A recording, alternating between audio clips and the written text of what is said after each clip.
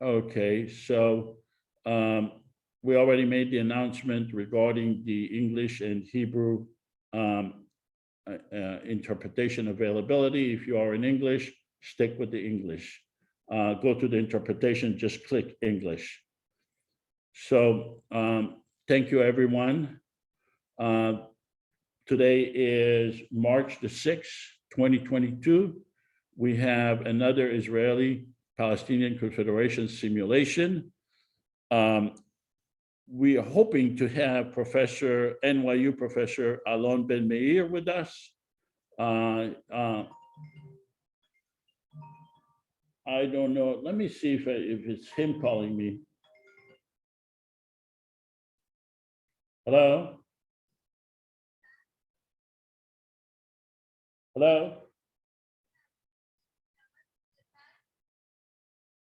Oh. Okay, Dan, you know the passcode? Yeah, passcode is 186190. Yes, 186190. It wasn't Professor Ben MEIR, by the way. It was someone else. But,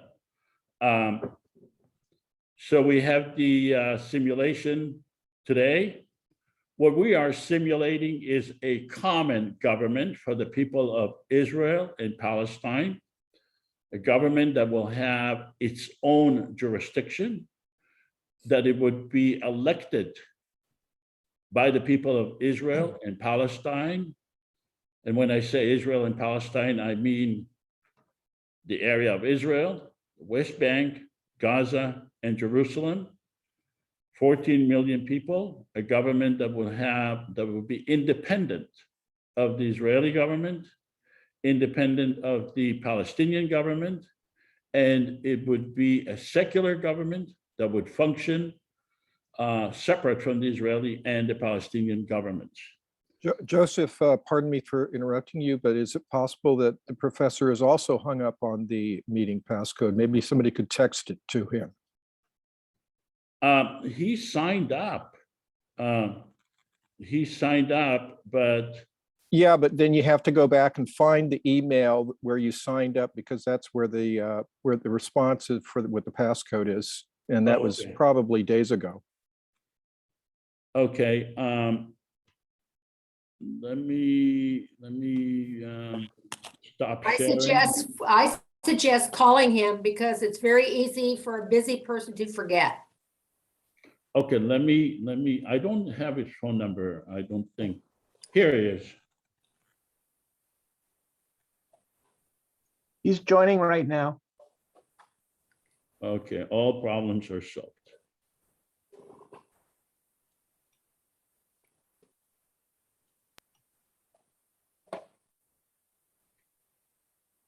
Welcome, Professor ALON Ben MEIR. So you need to unmute if you want to speak. So we're having a simulation today. I explained that this is a simulation for a common government for the people of Israel and Palestine that would be separate and independent of the Israeli and Palestinian governments, that would be created by independent elections for the entire area. Okay, thank you, Kim. Okay, did you unmute? I'm okay. Okay. Hello, Professor ALON Ben MEIR. Yes, can you hear me now? We can hear you. We are just going through the introduction, and then we will, like I explained to you in the email, we're going through segments, and then we will have you give your opinion on each segment, and then we'll have question and answers. Is that acceptable to you? That's fine. But I just wanted to ask you, I look at what you have. My question is, I have the foundation. What should be the foundation of Israeli-Palestinian Confederation? I need to elaborate on that to support the concept. Do we have time to do that? Because that is essential in my view. Absolutely, yes. I have your article here. I read your article, And I think that when we do the simulation, you'll be able to contrast it with your system, with what you're proposing. That's fine. All right. So we are proposing a common government for the people of Israel and Palestine that would be created independently of the people of the governments of Israel and Palestine, that would be created by an election for the entire area of 14 million people in Israel, the West Bank, Gaza, and Jerusalem. So we are here to simulate. And we are simulating how it will function. And you are Professor ALON Ben-Meir. You are our guest today, and we will ask you to give your opinion. Right. Dr. ALON Ben-Meir is a retired professor of international affairs at New York University. He is an expert on the Middle East, international negotiations, and conflict resolutions. Professor Ben-Meir was directly involved in various back-channel negotiations involving Israel. He is featured on a variety of television networks. He writes weekly articles that is syndicated globally. He authored 7 books related to the Middle East. He holds a master's degree in philosophy and a doctoral degree in international relations from Oxford University. I may add that he just recently published an article called "The Case for an Israeli-Palestinian Jordanian Confederation, Why Now and How?" It is about 62 pages of a document, very impressive. And I believe that it was published recently in the, could you remind me? World Affairs Journal. World Affairs Journal. World Affairs Journal. And he will discuss his idea of a confederation as in relation to ours and independent of ours. So that you know, we invite different people with different points of views. On March 20th, we will have Professor Shibli Telhami, who is a professor of political science at Maryland University. On April 10, we will hear from Mona Ali Khalil, who is a public international lawyer, Palestinian origin, who has 25 years experience with the United Nations. We will have on April 24, Professor of Law at Ohio State University, John Quigley. On May 8, we will have Lawrence Wilkerson, who was the Chief of Staff for the late Secretary of State, Colin Powell. And on May 22nd, we will have parents of that's lost their loved one, their children, their siblings in the Israeli-Palestinian conflict, and we will ask them their opinion of our confederation formula that we are proposing. The simulation timeline is about 120 minutes. We will have several segments. With each segment will follow by Professor ALON Ben-Meir comments. So we'll have segments and comments.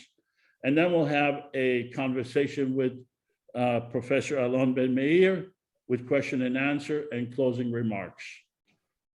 For those of you who just joined, please use the English interpretation when you listen in English. If you want to listen in English, we have Arabic interpretation. Tahsin, could you make the Arabic announcement?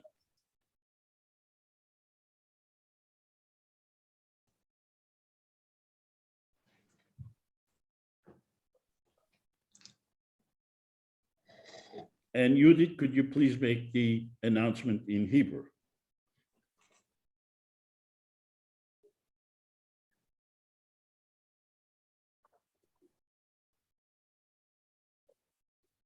Thank you. So we have a short video that explains the concept. I'd like to play it for you. It's 2.5 minutes.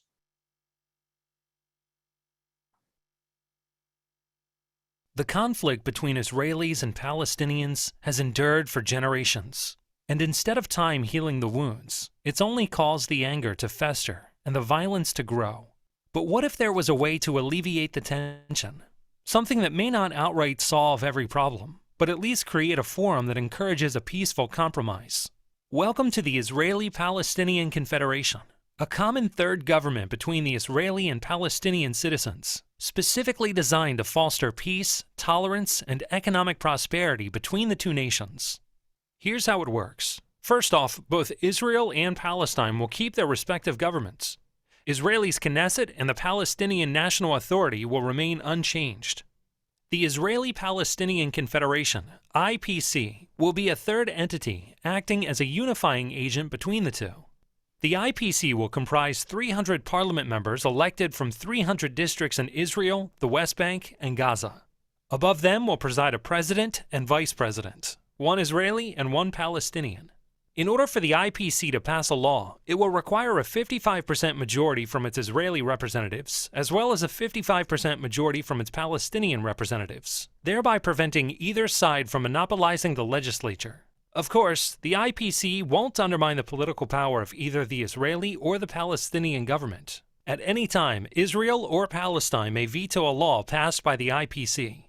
If neither side vetoes, the law is passed. And the two nations are another step closer to resolution. Please help us make this a reality. The Israeli-Palestinian Confederation. We might speak different languages, but we all mean the same thing. So we are actually going to be simulating what we just saw in the short video. The purpose of the simulation, and I would like to remind you, this is a simulation. It's not a speech, it's a simulation. And to demonstrate how the formula we are proposing could make peace between the Israelis and the Palestinians, but not only between the Israelis and the Palestinians, but with Israel, Palestine, and the neighbors as well. We're not having a historical review today of who is to blame. We're not anti-Israel or anti-Palestinians. We are pro-peace. Professor ALON Ben Meir is not a representative of the IPC. He was invited here to conduct a stress test. He has his own formula for confederation. I believe his formula is for the governments of Israel and the Palestinian government, and subsequently the Jordanian government, to form a confederation.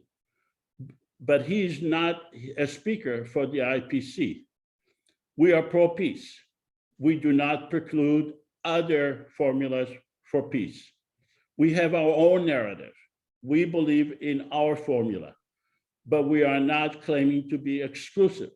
We believe that when the Israeli and the Palestinian Confederation government will be created, it will be a government for the entire area. It will have its own narrative, its own point of view. It's not going to be the Israeli point of view or the Palestinian point of view. They're going to have their own point of view. And that's natural because they have their own perspective. But we do not preclude other formulas for peace, including the one that is by Professor ALON Ben Meir. We will ask Professor Ben Meir to judge our formula based on 3 criteria. First, could the IPC formula attain peace? Second, this is the one we are proposing. Could it attain peace? Is the IPC plan implementable? And the third question, is there a downside for either the Israeli or the Palestinians?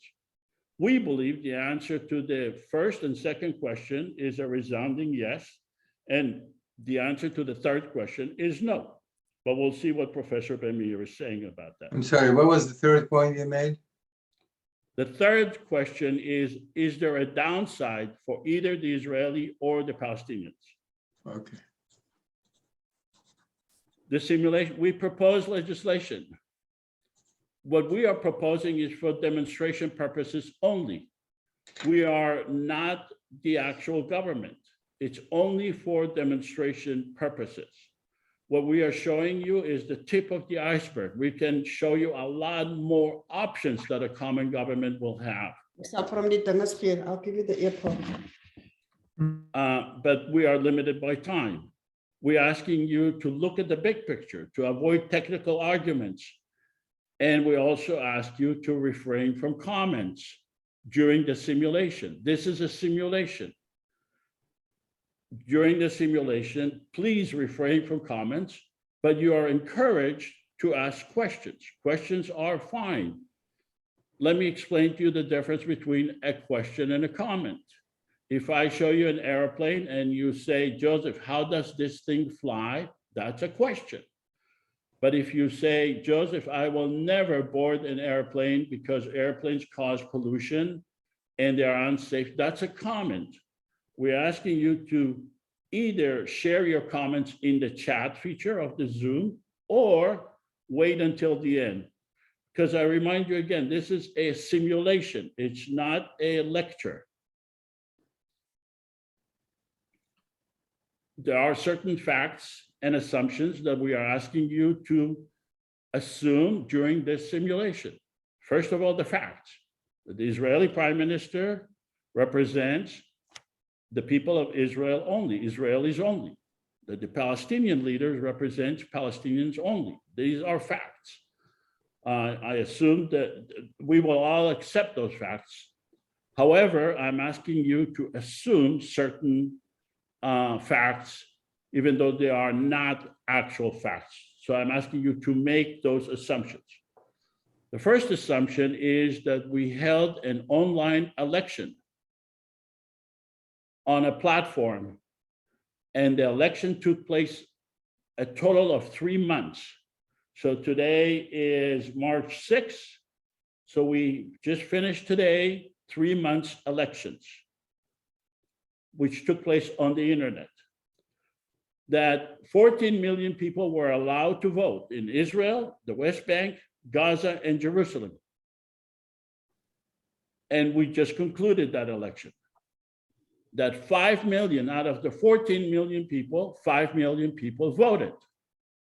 That 3 million Palestinian voted and 2 million Israelis voted. That's in the area of Israel, the West Bank, Gaza, and Jerusalem. So 5 million people voted. That's part of the assumptions that we are working on in this simulation.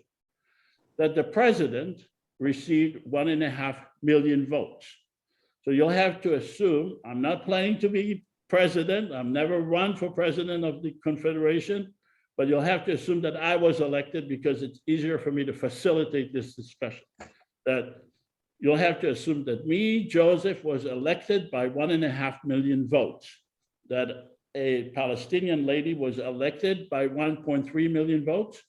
I will be president for 2 years. She will, and then I'll become vice president. She will become president, and I'll become vice president. You'll also have to assume that 300 parliament members were elected. And I'll ask most of you to act as parliament members.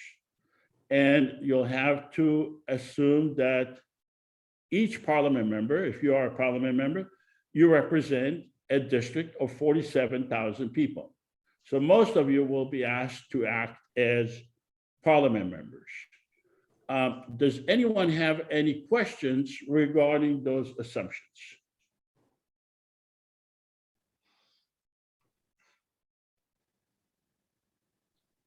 Professor Ben-Meir, are you willing to accept those assumptions as facts? Well, you know,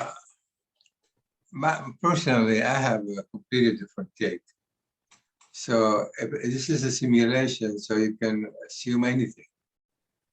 But I deal more, you know, in reality itself. So if you read my paper, and I establish the components that are not subject to change, and that as a result will necessitate extensive collaboration between Israel and Palestinians based on these facts on the ground. that are all pointing to one thing, that there'll be no peace between the two sides unless there will be a Palestinian state. And this Palestinian state will have to collaborate and work very closely with Israel and subsequently with Jordan as well. So these are the facts that I want to discuss, but we will go along with you in terms of the assumption for the time being. All right, thank you. Is there anyone in the audience that has any questions regarding those assumptions?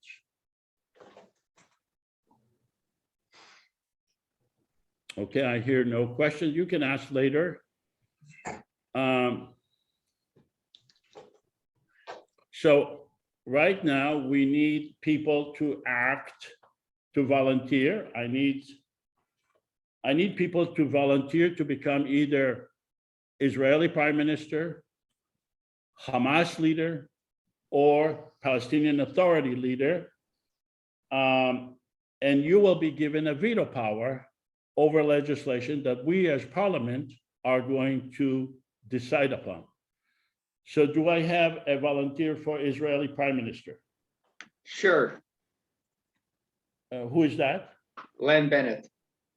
Okay. And the next, do we have a Hamas leader volunteer? I would, Dr. Abraham Weisfeld. Okay, Dr. Weisfeld.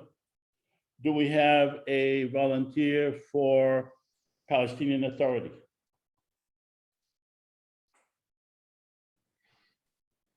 PA I Authority. can do it. No, here's Giacomo. I can do it if you want. Giacomo. Okay, terrific. Okay, the rest of you, you will have to decide whether you are Israeli or Palestinian parliament member. And remember, as a parliament member, you represent your district, 47,000 people, and your district could be either exclusively of your nationality or a mixed district, Israeli and Palestinian. So is there a question about that? So let me show you a map of Israel, Palestine. You can decide whether you are, let's say if you are from Gaza, you can decide that you represent Gaza, or if you represent somewhere in Jerusalem, then you have a mixed district, Israelis and Palestinians. If you're in Gaza, it's only, probably most likely only Palestinians. If you're in Tel Aviv, it's most likely only Israelis. So let's just do a test vote to decide. So you'll have to make a decision in your own mind who you are and stick with it. So let's have a test vote and have, just as a test, have the Palestinian parliament members vote yes, please. Those that choose to be Palestinian.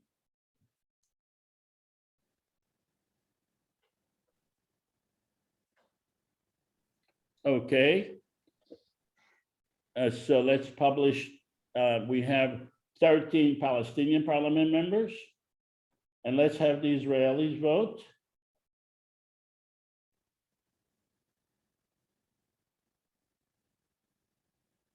Okay, Israelis. We have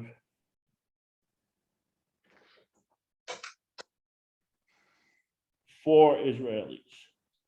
And you can, I know some of you are sitting on the fence and deciding whether you can join later and become either Israeli or Palestinian, but remain consistent.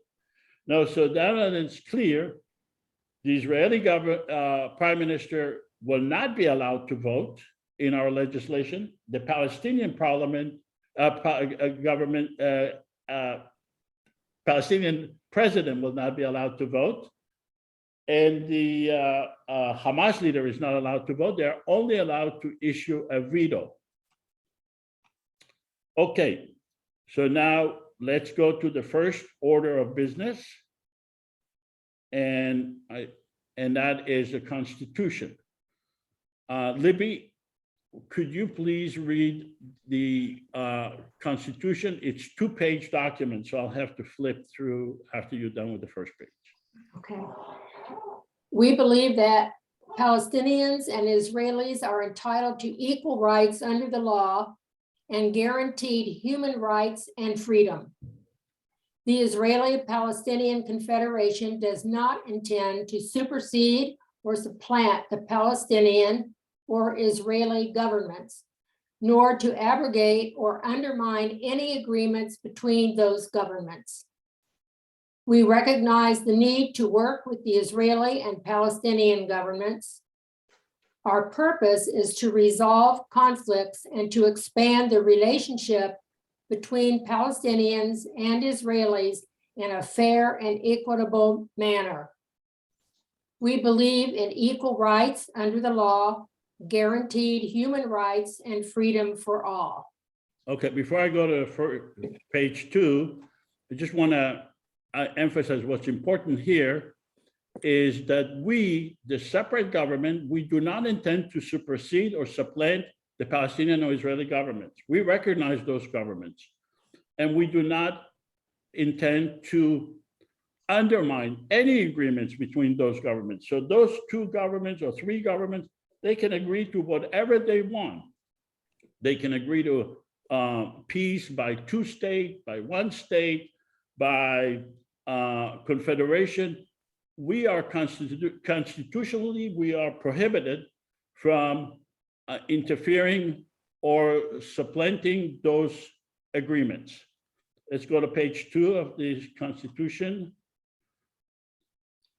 We voluntarily give the legislators and the governments of Israel and Palestine veto power over legislation we pass relating to the domain of control of those governments. We believe in the separation of power between the legislative, executive, and judicial branches. We believe in the creation of a permanent secular government for all the people residing in Israel and Palestine. We believe in having a separate judicial branch relating to IPC legislation with Israeli and Palestinian judges, with a system to avoid biased decisions based on nationality. Okay, so the important part here is that we agree to pass legislation. If we pass legislation that has to do with the domain and control of either government, either the Israeli or the Palestinian government, we give them a veto power over it. So that is their safety valve. We say we must pass, the only legislation that will actually become law are those legislations that the Israeli government and the Palestinian governments have been given an opportunity to veto, as long as it violates their domain and control. And if they veto the legislation is not law. But if they fail to veto it, then it will become law. Does anyone have any questions regarding this Constitution? Yes, I would, at a later date, choose to specify the judicial branch in a more precise manner, because I consider it to be essential to the operation of the Convention. I'm asking for questions. Does anyone have any questions? Professor Ben-Meir, do you have any questions? Well, I mean, I really have many questions in terms of, when you create a third body like this, and you're giving veto power to Israel and the Palestinian Authority, what makes you think that either side will accept anything unless they are satisfied in terms of what they consider to be prerequisite? That is a Palestinian independent state which doesn't exist yet, and Israel national security, which is of paramount importance to the Israelis. So there are questions where both sides need first to be satisfied, because the assumption you have right now, as if there is a Palestinian state. There is no Palestinian state, which means if you're going to want to create a confederation of sorts, you're going to have to start with the pillar that you need. You have Israel, but you don't have Palestinian state. So all of the third body you create become basically of no consequence, because you don't have the second pillar to sustain it. That is a big problem that you have, as far as I can see.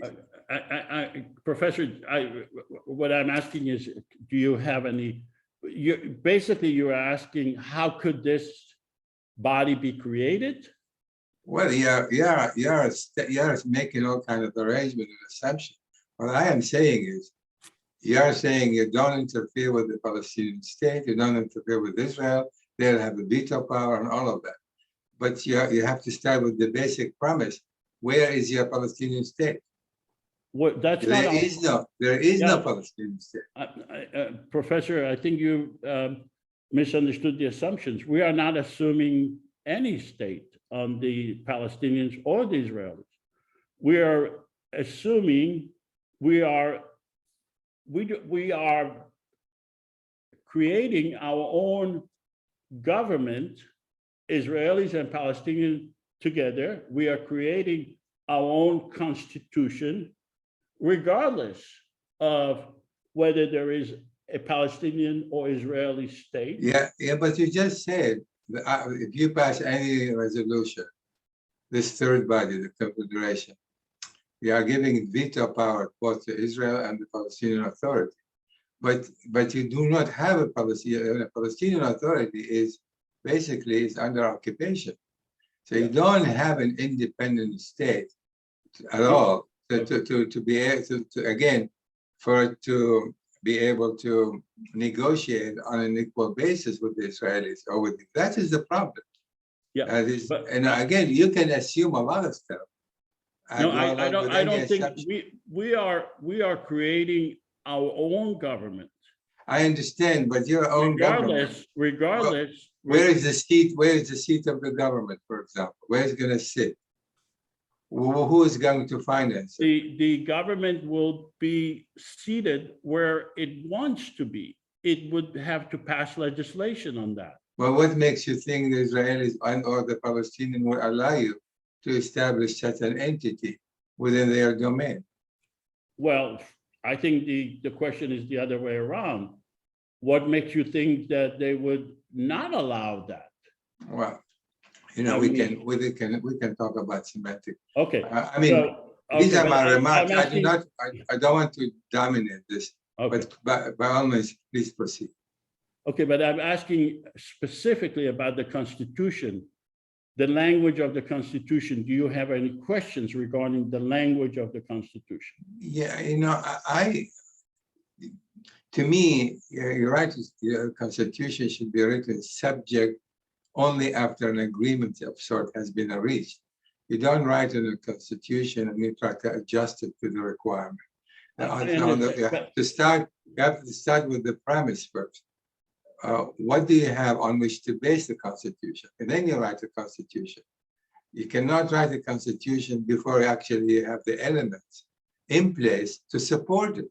And I don't think you have the element in place to support it. I understand that, but given that you're thinking about that, do you have any questions regarding the language of the Constitution? I have no problem with the language. I have a question about the merit. All right. So does anyone have any questions, not comments, please, just questions about the language of the Constitution?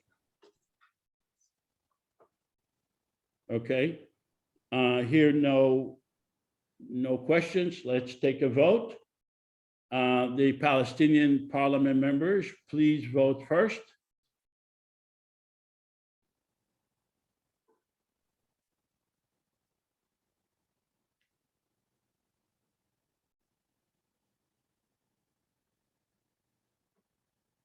Okay, let's publish the results.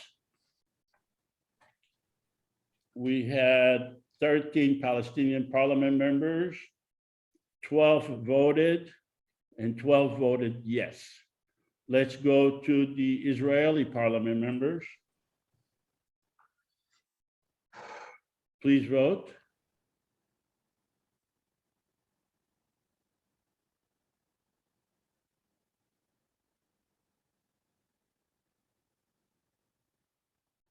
Okay. We had 4 Israeli parliament members, 4 voted. So all voted yes. So this constitution is not given to the Israeli or the Palestinian leaders for veto because it does not affect their domain or control. It's internal constitution for the people of Israel and Palestine, and the Israeli and the Palestinian governments do not have a right to veto this. So let's go to, I'm going to stop sharing, and let's go to Professor Ben Meir and get your thoughts regarding the process that you have just seen. Well, about what you just said yourself, No, we just passed the Constitution. that's what do you want to do next? Well, I'm asking you, do you have any comments regarding that process in terms of we passed the Constitution, you can make any comments. You made some comments. Do you have any other comments that you want to make? Well, as I said before, if you read my document, I take it that you have read it. Yes, I have it in front of me, Yeah. right here. So, Very impressive. okay, no, that's important. It's what I'm trying to express there. There are basic elements on the ground.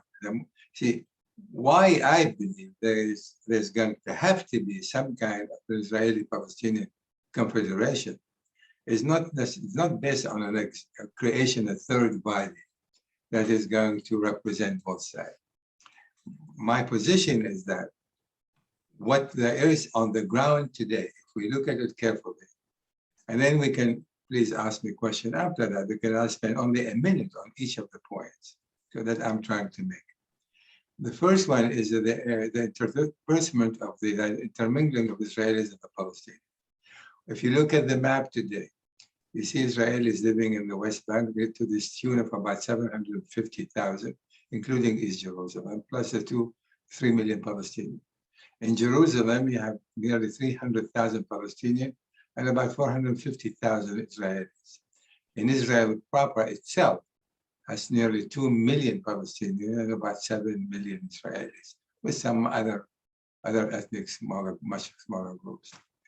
So, and then if you look at Jordan, which subsequently become a part of that, it has nearly half of the population of Palestinian descent.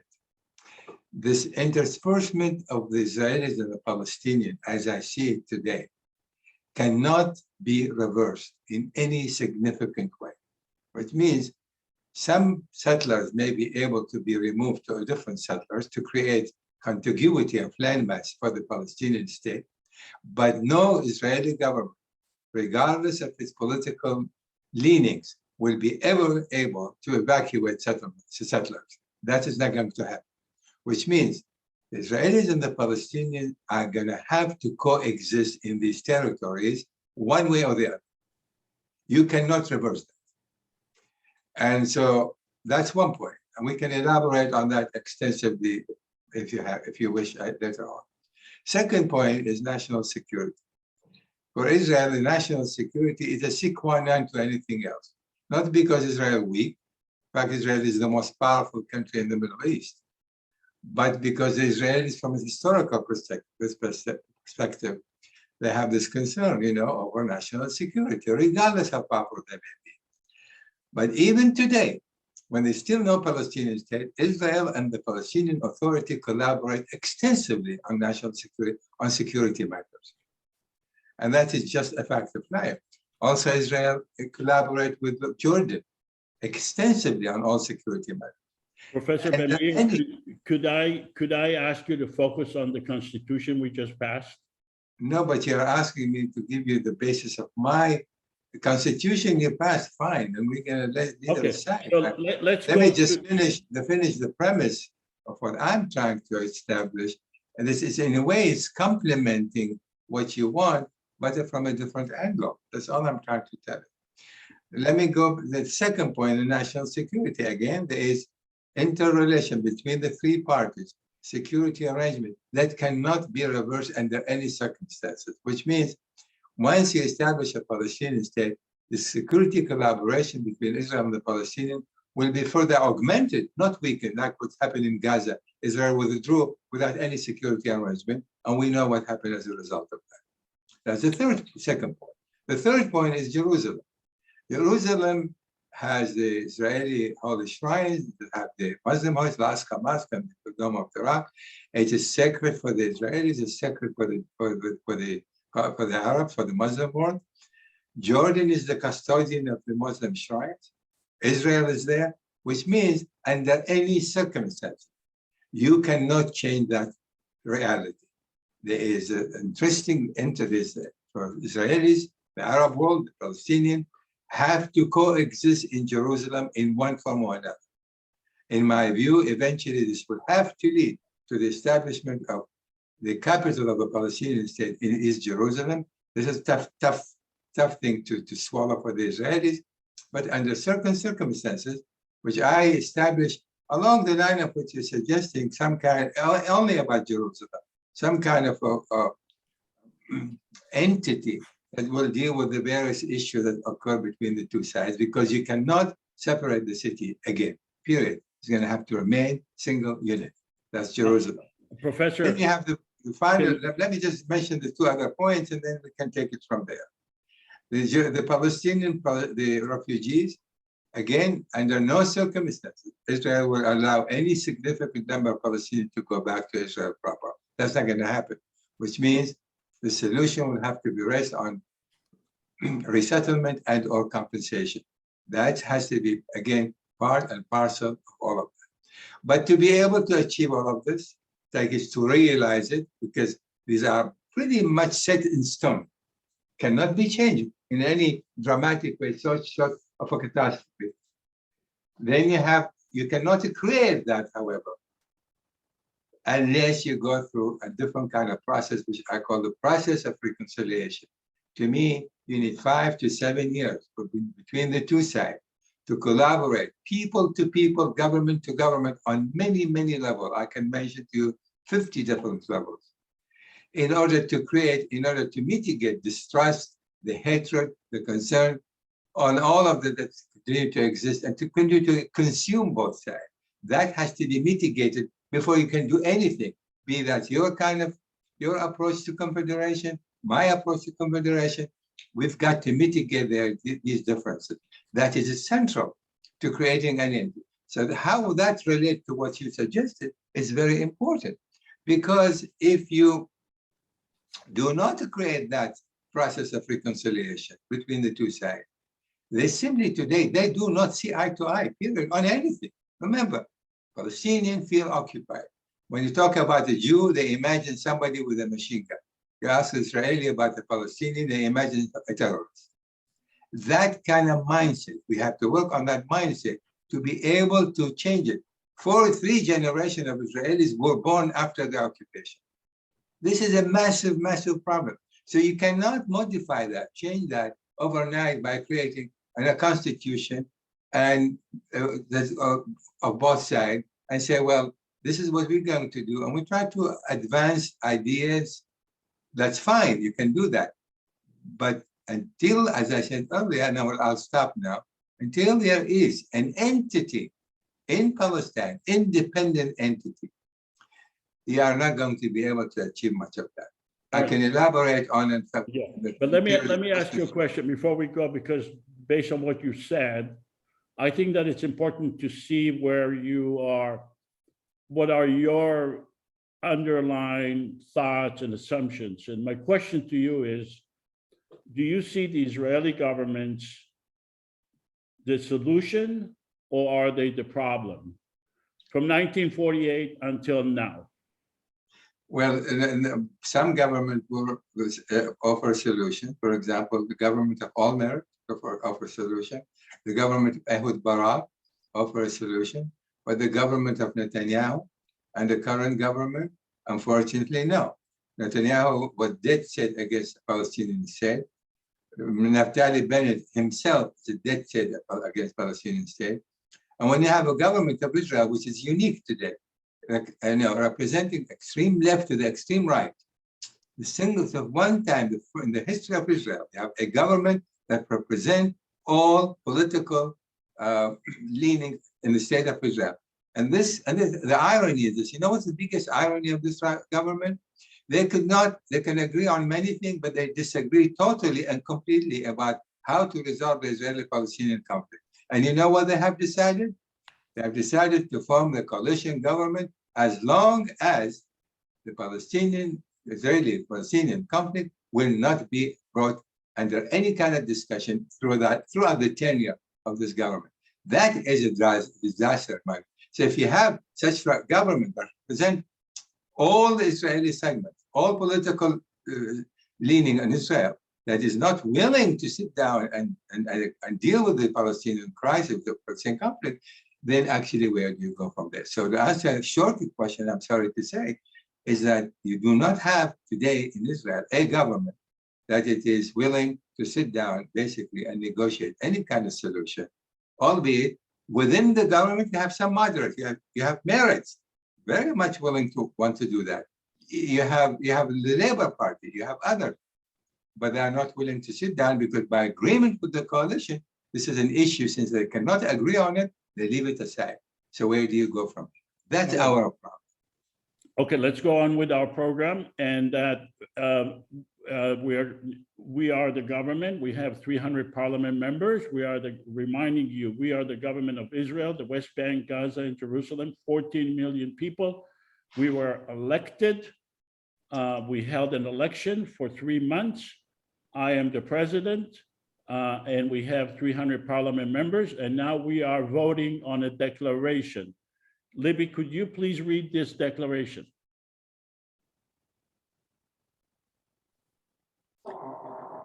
The Confederation is the government of the entire population of Israel, the West Bank, and Gaza. We hereby bestow a veto power relating to legislation affecting sovereignty to the following: the government of Israel, the Palestinian Authority, Hamas. So does anyone have any question regarding this declaration to grant a veto power to the government of Israel, the Palestinian Authority, and Hamas? Well, I mean, Israel is not going to accept any veto power by anybody, period. We are granting them. We are not asking them to accept. Yeah, but they can be granted veto power, but they will not accept a veto power by Hamas or a veto power by the Palestinian Authority. Yeah, but it's not their choice. We are the government of, we are the only legitimate government of the area of Israel, the West Bank, Gaza, and Jerusalem. There are no other governments. We were elected by the people of Israel, the West Bank, Gaza, and Jerusalem. So we are the only legitimate government, and we decide on our own to give a veto power to the government of Israel, the Palestinian Authority, and Hamas. Let's take a vote. Let's have the Palestinian parliament members please vote.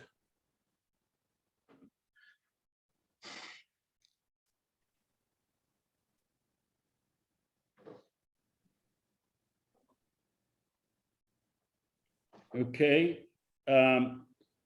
let's publish the vote. We have out of 13 Palestinian parliament members, 11 voted and all voted yes. Let's go to the Israeli parliament members. Please vote.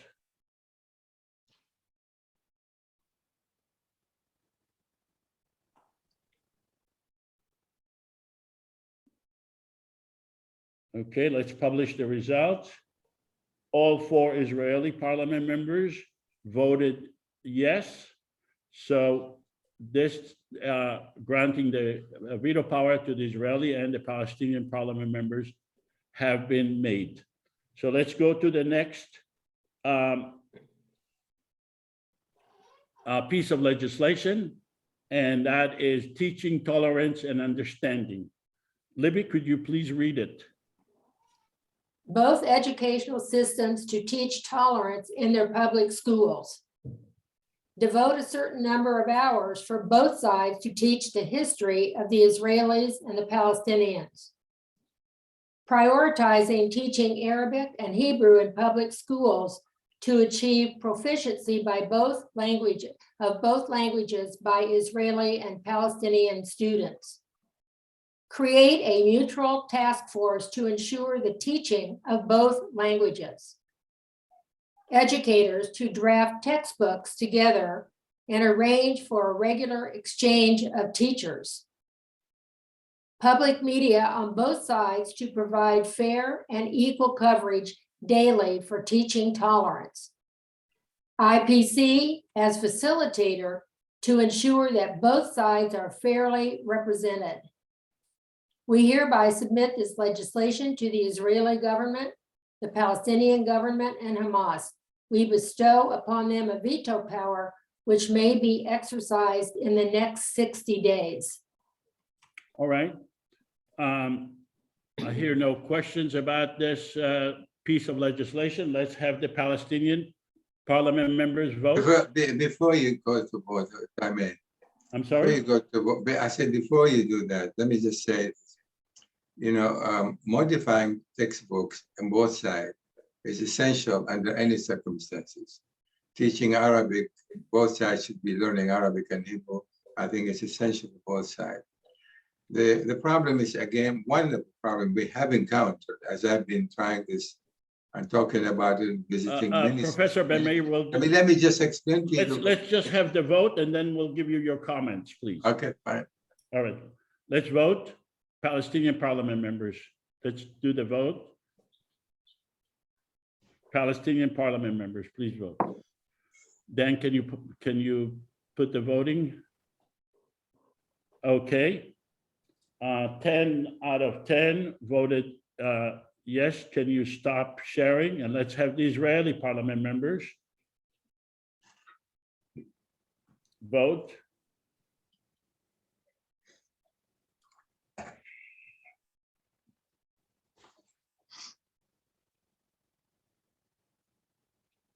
We have 4 Israelis. I see only 2 voted.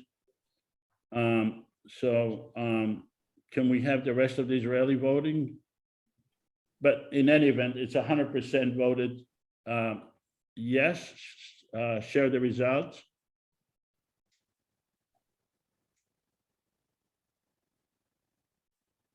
Yeah, it was 2 out of 2. Yeah. Okay. And now let's go to the Hamas leader. Mr. Hamas leader, are you going to veto this legislation? No, no, of course not. Okay, let's go to the Palestinian Authority leader. Are you going to veto this legislation?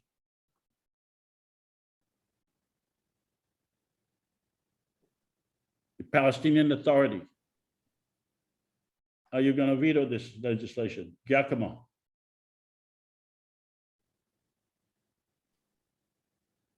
Okay, let's. Sorry, I have no veto. No veto. Okay, and let's go to the Israeli Prime Minister. Mr. Prime Minister, you're going to veto this legislation. Yes, it's far too encompassing and it's far too unworkable.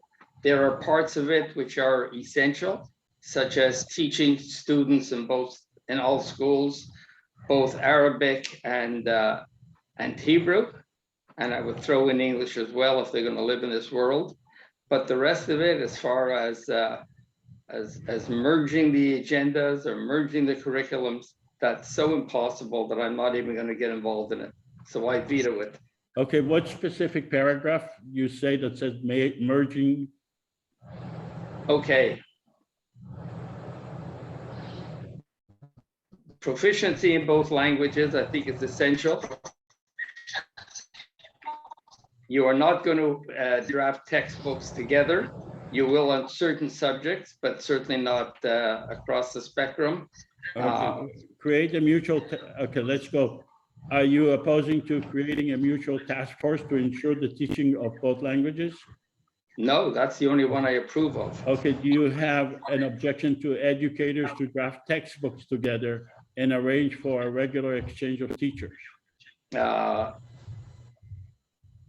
Partly yes and partly no. I mean, there are enough, there are different agendas even within Israel. What part do you object to on that paragraph?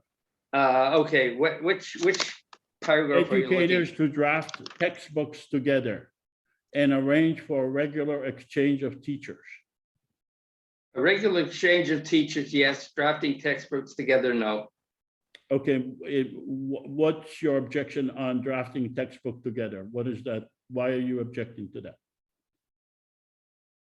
Because you can't even do that in America. Look what's going on now with. Okay, but we are not in America. We are in Israel, Palestine. Well, but it's worse there. It is not going to work there. It doesn't work anywhere. I know, but rather you can say that, you know, anything is not going to work. Can you be specific about why drafting textbooks together is not going to work? Because the ideas are far too different. Okay, so what if the Israelis would put in the textbook their history, their Palestinians will put in their same book their history, and the Israelis will be taught the Palestinian and Israeli, and these Palestinians will be taught the Palestinian and the Israeli history. Do you have an objection to that? Yes, they can both write their own textbooks. They can pass their textbooks to the other side, and if the other side wishes to use their textbooks, they can. As far as So you will not permit Israeli students to be exposed to Palestinian history. Is that what you're saying? No, he's not saying that. No, I'm not. I'm saying it depends how that is formulated. Okay, well, that's a technical issue. We will have Israelis and Palestinian people together. And they will sit together. You're raising really a technical aspect. We're asking you to look at the big picture. I'm looking at the big picture. The Israelis and the Arabs are not going to have common textbooks that teach one thing or another. They can teach their own thing. They will teach their own things to their own peoples. And if either side wishes to use the other one's textbooks, they're certainly free to do so. And I certainly agree that there should be teachers crossing over and giving lectures on both sides and that sort of thing. But you're not going to provide common textbooks. Okay, so you are basically, if that paragraph of textbook, common textbook is removed, you will not veto it, correct?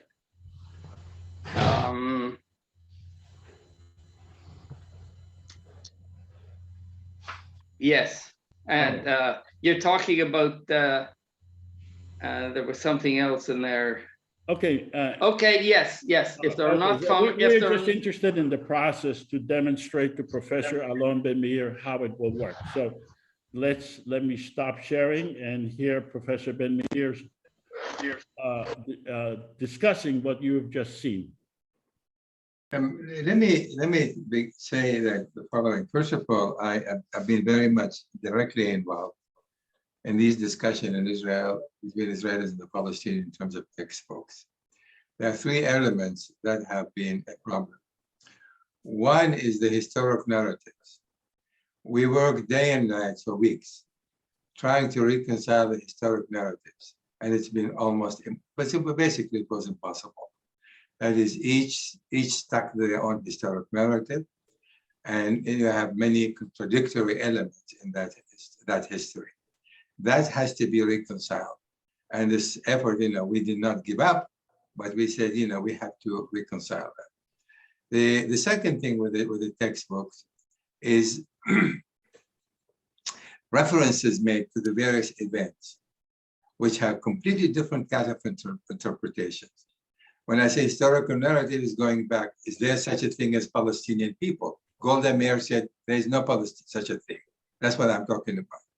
The second point that I'm trying to say is that Professor Ben MEIR, I just want you to, we are a common government. We are not here to reconcile the history. But We are you know, pro- if you're gonna make this kind of assumption, you're not gonna have anything working. we you are, cannot we are assume- proposing, we are You can't proposing to assume, have. you're textbooks- proposing. We are proposing to have textbooks that would include the Israeli version and the Palestinian version in the same book. Well, that's not gonna work.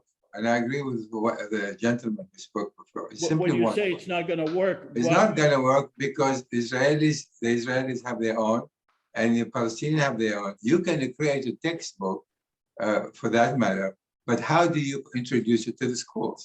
See, you need the That's enforcement. what the Confederation will enforce. The But how teaching can you enforce it on Israel and the Palestinians? By what means? How by- you are able to do that? Who's gonna give you the authority and the power to do that? Just like the federal government in the United States is able to enforce anti-discrimination legislation, enforce busing, enforce. This is all true, but that was also by the consensus of the independent states, of the 50 states. You Right. cannot just create federal laws and regulations without any consensus by the states themselves to vote for it. we are If you giving go them- back to the that's Constitution, exactly it. that's how it was created. We are So you giving don't them a have today, Israelis and Palestinians who are in agreement with you on this at all. So you're saying you can impose it on them, but they're gonna tell you no. How are you gonna enforce it? by creating legislation and giving them a veto power. Who is gonna create the legislation? Which body? No party, the Israeli Palestinian, you're ignoring the fact that we have been created, we are 300 parliament members. But this is the scenario. This is not reality. This is a scenario. These are the assumptions, and Well, we are again, saying but that if- it's very, very easy to create this reality. If I may, you know, I don't come from this background of developing, with all due respect, needless to say, developing scenarios that do not have any solid ground to stand on, period. That's where I come from. I Okay, deal with so the reality on the ground. When you say doesn't have solid ground, are you saying that it's not possible to create an election? You can have an election, but who's going to participate in an election unless it is supported by both sides? It's not, first of all, creating the election on our own. How do you create an election on your own without the permission of the Israelis and the Palestinians to actually go and vote for something like that? Because we are the people of Israel and Palestine. But that is an assumption on your part. You are assuming that we need permission. The people of Israel and Palestine own their own entity, self. They are not the subjects of the government. Now, if the government wants to impose restrictions, then they will have to explain why they do that. And I don't think that they would be able, that they would want to explain. They don't need to explain because they just reject it offhand. There's nothing you can do about it to implement it. Nothing. Reject what? The election? I reject election, reject anything you Fine, pass. but if you have 5 million people voting, will they be able to have the legitimacy in rejecting the election? But then you are making the assumption that there will be 5 million people voting. But that's not gonna. Correct. Well, again, you know, if we're working on assumptions without trying to provide a solid ground for it, that's fine. You can assume anything in the world. I don't come from that background, so I cannot be really helpful to you at all in this regard, because to me, an assumption that is not grounded is not even worth discussing. That's how I see it. So you can assume tons of things, but I know the reality there. I live there. I lived there with the Israelis for years. I lived with the Palestinians. I live it. I know what they say. I know what they talk. I don't know what they aspire for. And I can tell you now categorically, we can assume a lot, that is fine. If this is what you call this program is about assumption and developing scenarios, that's fine. But if it's not the ground at all, and that's where I feel, you know, so I will stop here because The Okay, rest, but let we me- will let- go along with the scenarios. That's it. Let me ask you this. You have this paper, it's called Israeli-Palestinian Jordanian Confederation. Now, the government of Israel for 73 years did not make peace, made things worse. The Palestinian governments made things worse. The Jordanian, isn't that an assumption on your part that these three governments that proved to be failure for 73 years will sit together and create a system? That's an assumption. You are No, making an assumption. no, I disagree with you. This is not just, I didn't sit down at my desk and computer and wrote it down. I spent weeks and months in the areas discussing this with men from people from the security, from the academia, from the political, and I gathered information based on what everything we know. This is doable. Moreover, without telling you, without mentioning names, But when all you three say parties. it's doable, that means that it's not been done, and you are assuming. that I'm it's not doable. assuming, it's based what I was told by officials, by academic community, by the security people in both sides. You This is something that were told that it is doable. it is doable, but it requires a And I lot can of tell work. you that 90%, as you can see, people voted. They say it is doable to create Well, a confederation. you have It is three doable people. to vote. Yeah, sorry, but you have 3, 4 people sitting on one side and 10 people, 12 people on the other side. These are not the people. Again, you're playing with, again, this is a scenario. I'll go along with the scenario, but I do not agree with the premise at all. I agree with you. It's not possible to argue about vision. One person has a vision and the other person says, your vision doesn't mean anything. It's not doable. And we've seen people with vision move mountains when other people told them it's not doable. But So the I don't difference- think we can argue about a vision. I That's don't what agree about the vision, but there's vision and some vision. I have a vision to fly to the moon or go to the star. I have a vision, but I cannot implement it. And I know that's gonna happen. Okay. But you see, there's a Okay, pipe so dreams let's- vision, and there's a vision that potentially can be done. And that's the difference between us. I live this conflict myself, day in and day out. I live it. I speak their languages fully.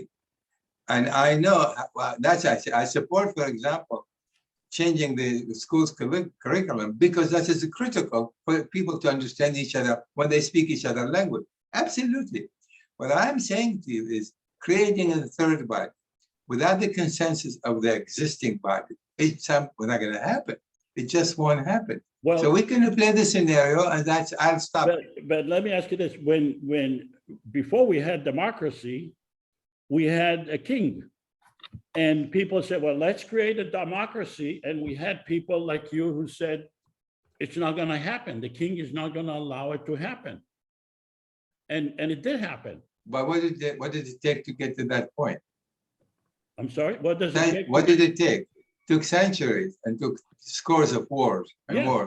And but- we finally came. So are you suggesting now that this can be translated into reality immediately within a year or two or Yes, three? I do, Yeah. because we have the internet.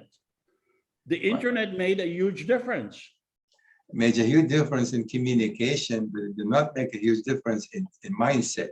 There is a mindset in Israel and the Palestinian that is embedded, their psyche, embedded for generations, 4 generations now.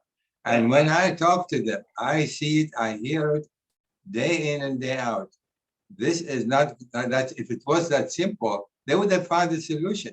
Till today, there is in Israel significant constituency, I dare say the majority, at least 55%, no longer consider that Palestinian could have a state of their own. They are opposed to that in principle. Could it be that Israelis simply do not want peace? I think Israelis want peace, but they want it on their own terms.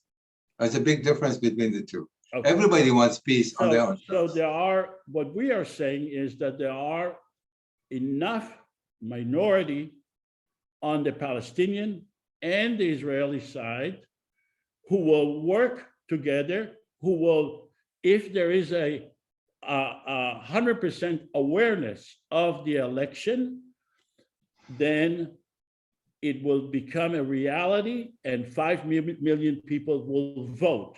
And I don't think that you can say that with all your educational and personal experience, that you can say that if there is an election and there is 100% awareness of an election, that Palestinians and Israelis will not vote. I don't think that it's within your expertise to make that decision. It's not a question of expertise, it's questions of reality. I don't see how you're going to conduct election like this. Tell me the mechanism of how you're going to conduct it to make it work. Well, How do you make it happen? You are making. Well, let me tell you this. We did. Tell me how you're going to make it. We already did. We divided the whole area of Israel, the West Bank and Gaza, into 300 parliament members, districts. We had an election on December 12, 2012, and people did sign up to become parliament members. And we had a full-page ad in the New York Times telling people about the election. And the Israeli government did not interfere. The Palestinian government did not interfere. And there was direct election possible on the internet. We live in a different age. So how many people voted? We had 900 parliament members. The election took place from December 12th to December 31st, and 600 people voted. In total, how many people voted from both areas? 600.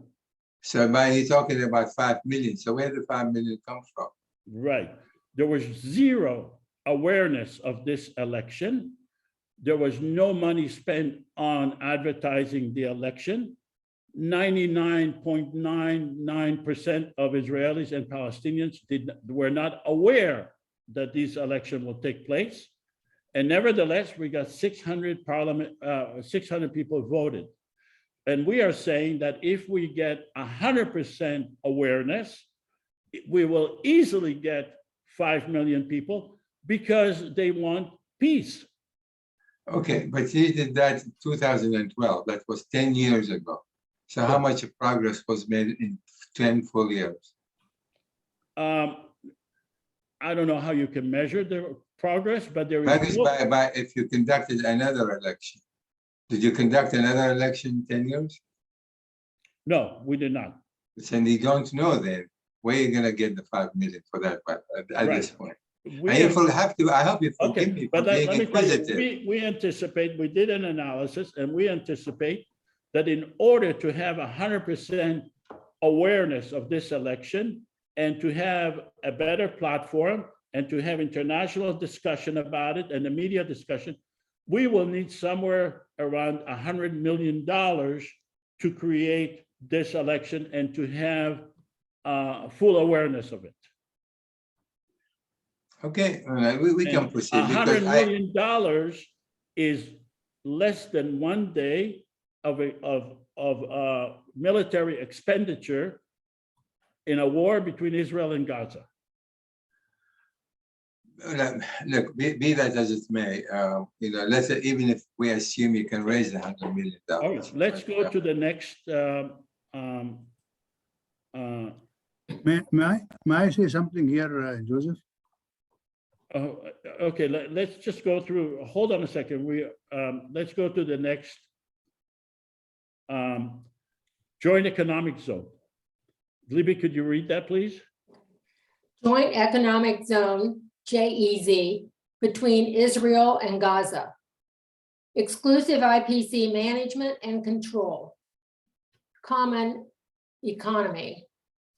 Education, industry, agriculture, sewer treatment, desalination plants, solar farms, wind power, and green energy. International airport and seaport. Equally accessible to Israeli and Palestinians. We hereby submit this legislation to the Israeli government, the Palestinian government, and Hamas. We bestow upon them a veto power which may be exercised in the next 60 days. All right, and let's have the Palestinian parliament members vote on this legislation.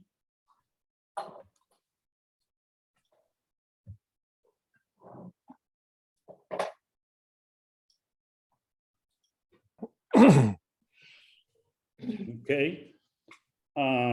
Let's publish the results. We have 12 out of 12 Palestinian parliament members voted in favor of this legislation. We originally had 13, but now we have 12. So 12 out of 12 Palestinian parliament. Let's have the Israeli parliament members vote.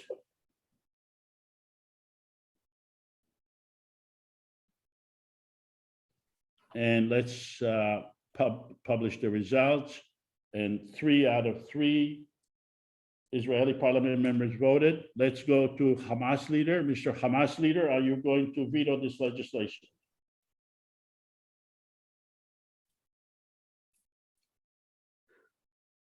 Hamas leader? Okay, let's go to the PA leader. President, are you going to veto this legislation? No veto. Okay, let's go to Hamas leader. Are you going to veto this legislation?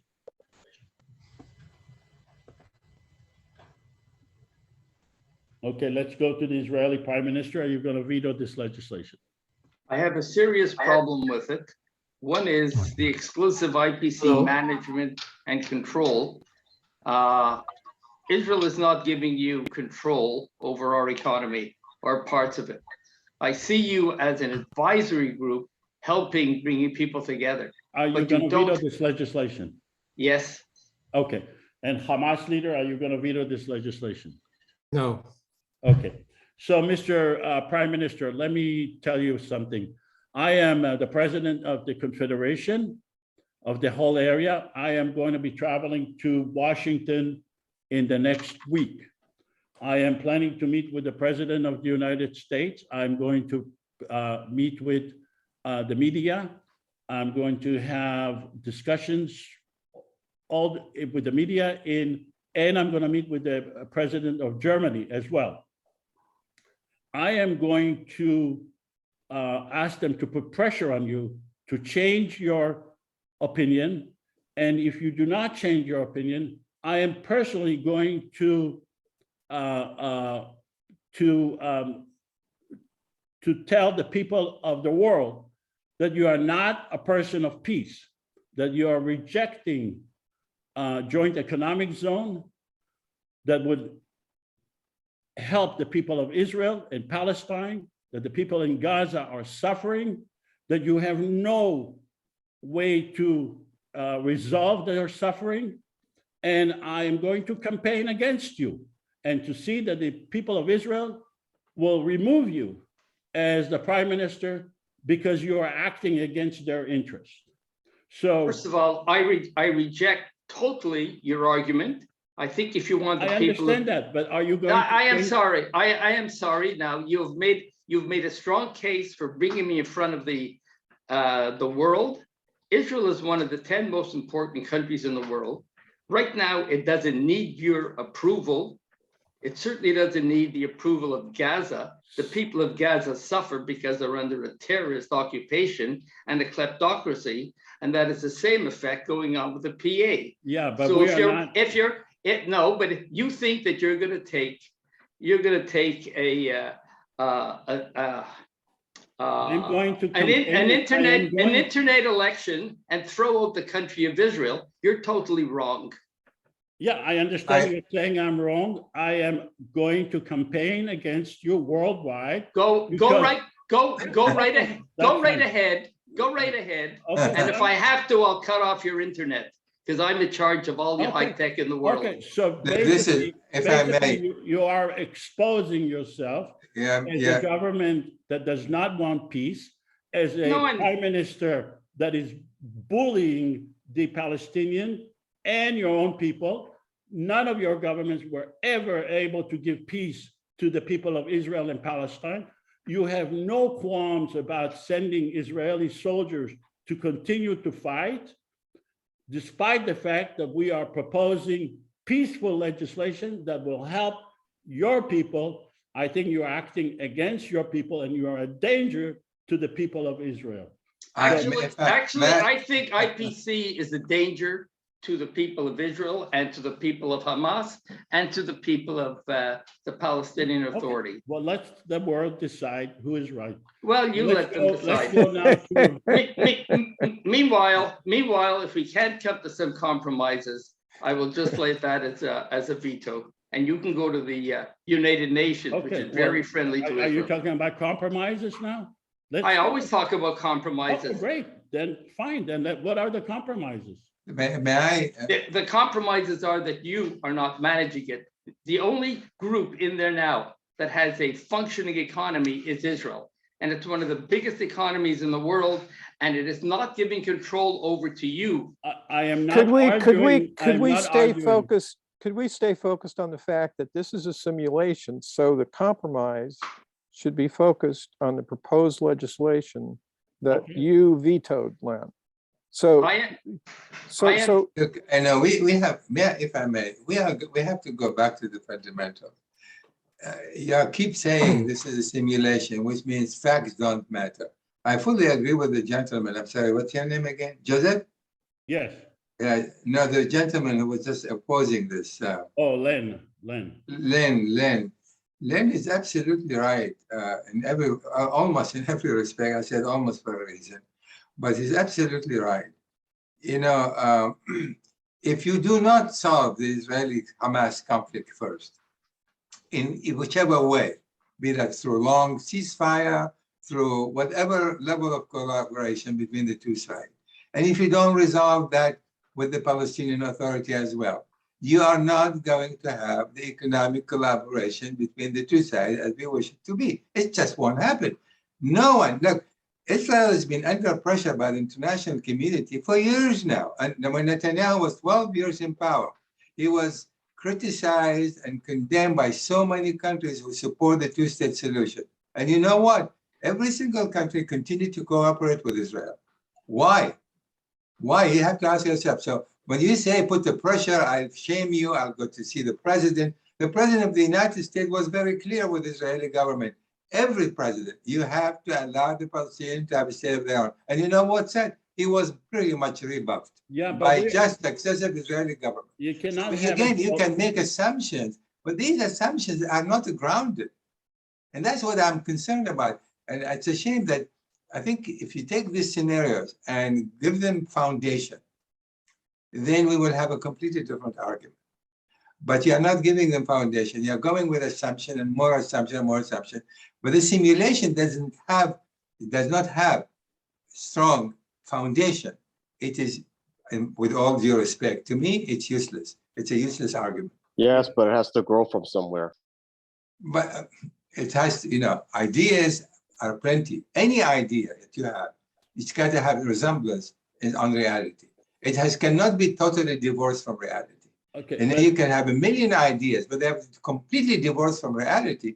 We're not going to implement the damn thing. It's not going to happen. I fully agree with you that there has to be reality. And the reality is very, very simple. The Israeli government and the Palestinian government for 73 years have not given peace, had made things worse. And the Israeli government caused substantial wars in Israel for 73 years. That's the fundamental principle upon which we start. So to go back to them and say, oh, you guys need to come with a formula for peace when they are the model of failure, with all due respect, is ignoring reality. Wow. So we are saying the reality is that the people of Israel and Palestine live together. They need to enjoy a democracy, and they need to have peace. And whenever any model of democracy is created, it is first done with assumptions. It is first done with theory. The people who object to it says that it's not it's not based on reality, but they ignore Exactly. their own reality. But let's open up for questions, please. That's- Go ahead. Okay, so let's have, please, Charles ask the first question. Charles, you have a question? You raise your hand. I think Abraham was first. Okay. Abraham, you want to, okay, let's have Abraham, Sean, and Charles, and Shiraz. Okay, Abraham.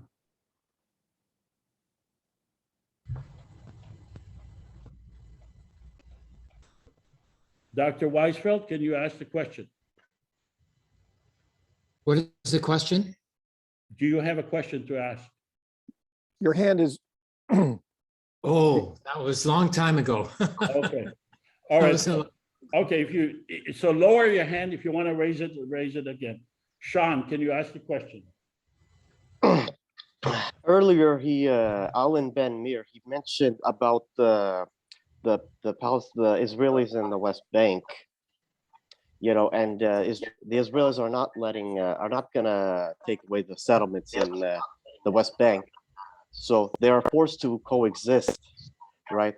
So what is ALON Ben's MEIR if they're forced to coexist? Does that mean that there's going to be a one-state solution if the settlement in the West Bank are not leaving those West Bank so Palestinians can have their own state? So if the settlement is going to remain, this mean and they're forced to coexist, this mean it's going to draw to a one-state solution? Not In my opinion, just question me on that. That's all I'm asking. No, it is a good question. That's in fact a very good question, and that is, you know, there are 2 million Palestinians living in Israel proper as well. They are Israeli citizens. The Israelis who live in the settlement, they'll have two choices: becoming either permanent residents, like many countries. You have millions of people are permanent residents, but they cannot vote or be elected in that area, but they have to abide by local laws. That is, what are the Palestinian local laws? They have to abide by that, but they can vote or be elected in Israel proper. That is exactly how, mind you, in Jerusalem, this is exactly how it's been working. There are permanent residents.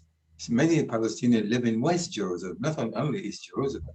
There are permanent residents there, but the vote will be elected in the West Bank, albeit, which is unfortunate, Prime Minister Netanyahu did not allow them to vote, which is, I think it was a horrible and unacceptable mistake.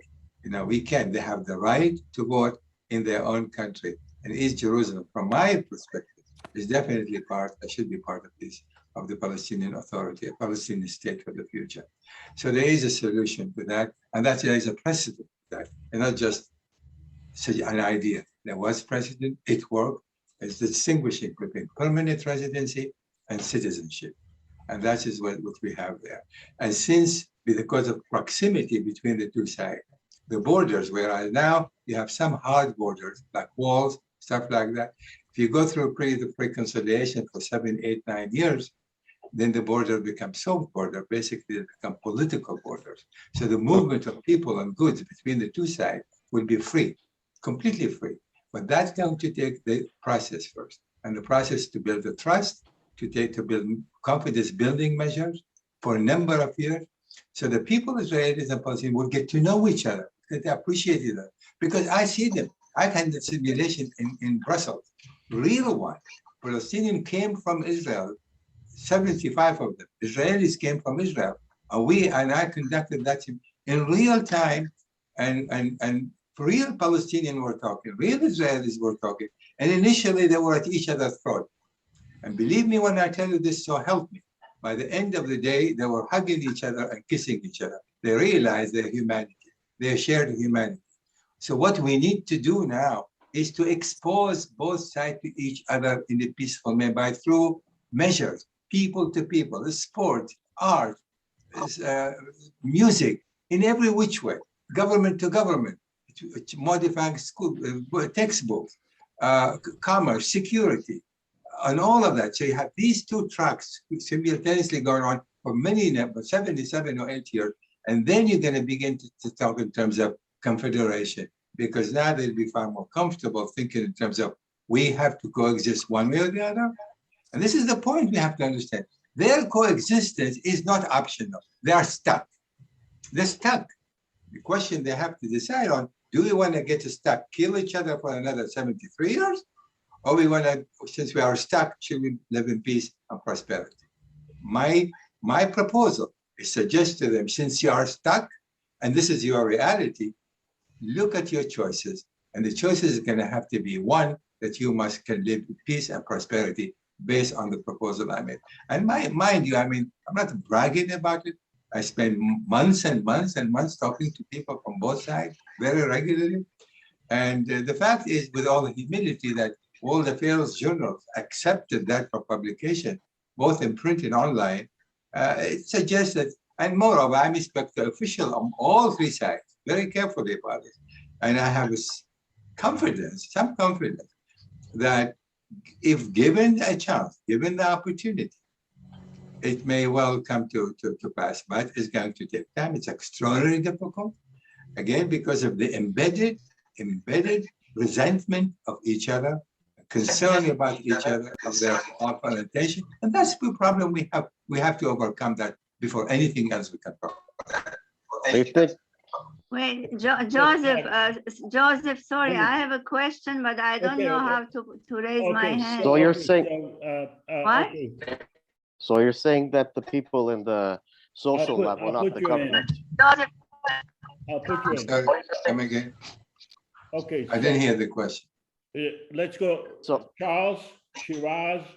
okay, I'll go to the next question after that. Okay. Can you add me to the questions, Yeah, please? can you give me your name, please? Irena. Irena. Okay, Irena. Okay, so it's going to be Charles, Shiraz, Abraham, Olivia, and Irena. And Giacomo, you want to ask a question? And Sean again after that. My hand's up too. Okay. Yeah. Okay. I So have no Charles, question, Joseph. My hand's You up can- too. No, I have no question. Olivia. Oh, you have no can question. take me off. Okay, I'll listen. I prefer to. okay, so let's have Charles ask the question. Okay, Professor Benamir, I'm very interested in your proposals, and I was trying to locate them online, even though I had a membership in Sage before. Now it doesn't seem to be connecting. I'm wondering if you could put in the chat a link to your paper. But I remark on your comments that you are talking about means by which to develop a constituency for peace and a framework, which is exactly what the IPC is talking about. The purpose of the simulations is to demonstrate how this framework works as the constituency for peace, for that people desire peace on both sides, start to work together.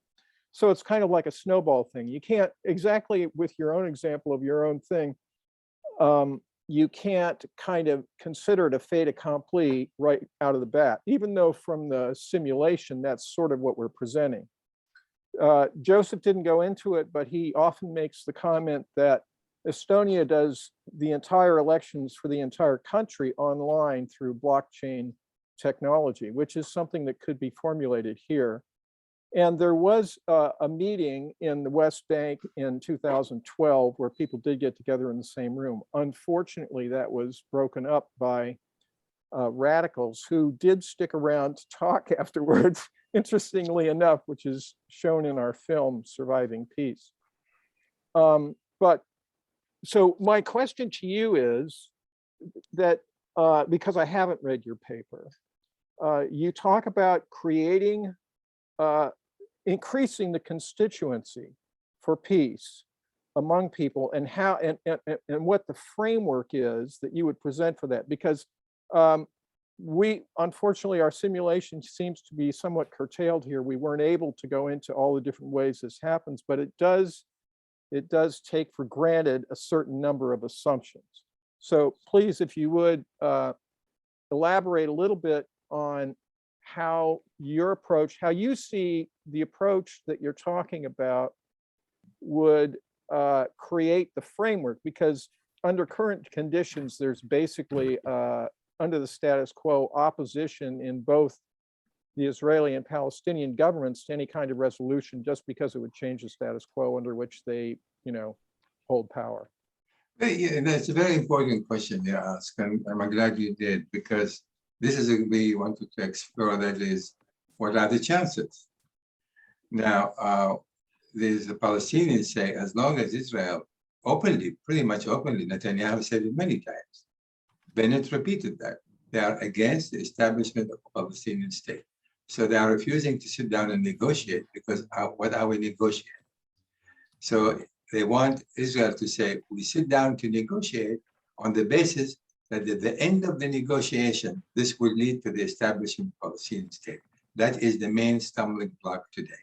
So Israel is not willing to commit on the outset of this negotiation to the creation of a Palestinian state, notwithstanding the fact that the entire international community is putting the kind of pressure on Israel, not enough pressure, obviously, to change its approach. And like I said, even a government representing extreme left to the extreme right decided not to touch the Israeli-Palestinian conflict because there is disagreement within the Israeli political body politics. That is our problem. But going back to the measures, what I'm saying is because of that, there are many Israelis and Palestinians today in Israel and Palestine who wants to see peace taking place.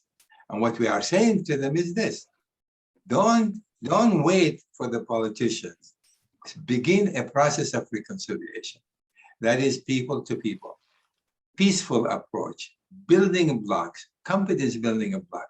That is what's going to tip the hand eventually of one government or the other. Because without that process, the Israeli government is capitalizing on the Palestinians are terrorists. They don't want us, they want to annihilate us. Unfortunately, Hamas, like a group like Hamas, is not denying that. They say Israel has no right to exist. How do you negotiate with an entity that does not want to recognize you, period? So that's what you have to begin to do. That's why I've been promoting and supporting what the Hamas was asking for, long-term ceasefire, 15, 20 years. If you have that, if Israel were to accept that, then you're going to be able now to mitigate differences, build the trust. After 20 years of benefiting from this kind of ceasefire, and the cities in Gaza will be built, commerce, and they are flourish and grow. Do they want to really challenge Israel after that, which it can come back again to Gaza and basically level everything else? That the Palestinian Authority learned this in 2000. Because of the second Intifada, Israel went in, basically wiped out every progress that the Palestinians made from the time the Oslo Accord was established. And this is the mistake the Palestinian Authority doesn't want to make again. That's why they recognize Israel, but they want, before they start the negotiation, they want a mutual recognition as well. So again, your point is well taken. That process ought to begin with the people, and the government will have to come to the same conclusion. But now what they are saying, they're capitalizing on the public narratives. That public poisonous narrative by both sides, that is what's killing the process, because the Palestinians keep attacking the Israelis are attacking verbally and some more often than not also physically. 300 Palestinians died in 2021, were killed by Israelis. There is no justification for that. This cannot happen. It should not happen. The occupation is brutal. It should not happen. So what you're doing, instead of building a block for peace, you are building a block for more animosity and more hatred and more disdain and more of that. So in this respect, I blame the Israelis a great deal more than I blame the Palestinians, because the Palestinians who are occupied, not Israel. So going back, we have to keep all of this in mind. This is not a question of assuming this and assuming that. This is the reality. We have to deal with the people themselves. They need to make that decision. You cannot create an outside body and tell them what to do, but then you give them still a veto right. Well, what's your power if you're going to give them veto right anytime they want to veto that? Even if you establish that body, the Confederation Constitution or the body of the Constitution. If you're giving them veto power, well, they're going to tell you, leave me alone. I veto this and I veto that. Lenny is absolutely correct. This is not something you can impose. This kind of thing has to grow through. That's what you're going to need to happen. Again, There are many Palestinian and Israelis today living on both sides. They want to see this kind of an outcome. So what I propose is based on thousands of conversations and meetings with people on both sides. Is there such a prospect? Is it possible? Yes, it is possible, but we're going to need to start with what I keep saying time and again, with that kind of process. And I think that could bring some Hamas. Without long ceasefire, Hamas is not going to play. It won't happen. Without reconstruction in the West Bank and allowing the Palestinians to build as they see fit in Area C in particular, that's not going to happen. So you can play all the scenarios in the world you want, but it's not going to produce any kind of resolution between the two sides. Let me read the order. Shiraz, Abraham, Irina, Abed, Jesse, and Avi. Please keep your questions short, and Professor Ben Meir, please keep your answers short, because we have interpreters that are working hard now for 2 hours. So I will. Let's have Shiraz speak now. Yeah. Okay. My question is very simple in terms of how do you look the Israel-Palestinian conflict or Israel-Jewish-Palestinian conflict? Is it a racial conflict? Is it a religious conflict? Because Palestinians are also not recognized as Semites, and yet Israel and Palestinian fighting on the basis. So I just wanted to know, because there has been a big debate about whether it's a race problem or is it a religious problem. And my question is, why are you living in United States as an Israeli citizen? Are you counted as part of the population of Israel or part of the population of America? And same applies with any Israelis having dual citizens. Thank you. Is the question for me? Yes. I mean, first of all, I'm not an Israeli. I lived in Israel for a while, for a few years, but I go there very often. I have family there. So that's one of our questions. To answer your last part of your question. The other part is the conflict is really not religious. Not religious. Both sides recognize each other's religion as such. There's no doubt about that. And everyone will tell you that. The conflict is more political, territorial. And I think the problem is that Israel accepted the United Nations Partition Plan 1947, and it went ahead and established Palestinian Israeli state. Sadly for the Palestinians, they rejected the partition plan and instead joined with other Arab countries to wage war. Israel won the 1948 war, acquired more land, the 1967 borders, and then 1967 there was another war, and then Israel was able to capture as well Jerusalem, as well as going back now 50 odd years. So the conflict today is territorial and certainly ideological. That is, Israelis no longer feel obligated to accept the right of the Palestinians to establish a state of their own.